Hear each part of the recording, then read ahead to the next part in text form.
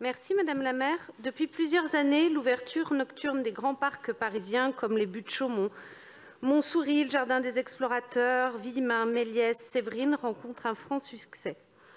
Cette ouverture 24 heures sur 24 pendant la période estivale permet aux Parisiennes, aux Parisiens de se retrouver dans ces lieux qui sont souvent plus frais pour des temps festifs, conviviaux, pour des promenades, des temps sportifs aussi, par exemple avant que la chaleur du jour ne les rende pénibles.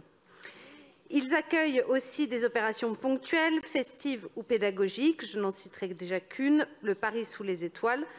Nous avons voté, je crois que c'était hier, la 4e édition, cet été, en reconduisant une subvention à l'Association française d'astronomie et qui se déroule au-delà de minuit.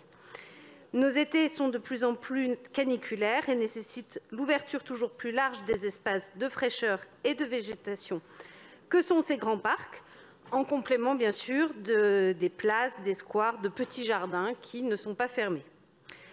À l'heure où le dérèglement climatique se constate quotidiennement et après une période de confinement pénible pour nombre d'entre nous, il nous faut favoriser partout où c'est possible l'accès pour les Parisiens et Parisiennes aux espaces verts qui sont des communs gratuits.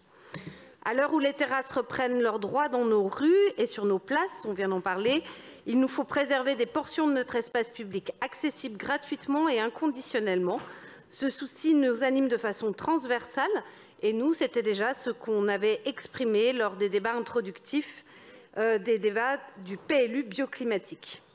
De plus, favoriser des espaces multiples évite d'avoir trop de monde, par exemple sur les quais de Seine ou le long des canaux. Et ça permet aussi l'accès dans la proximité, dans l'idée de la ville du quart d'heure où qu'on habite. Certes, la fréquentation des grands parcs baisse au cœur de la nuit, mais plutôt entre 1h30 et 2h du matin sur les expériences remontées. Et la tendance le week-end est d'y rester un peu plus tard.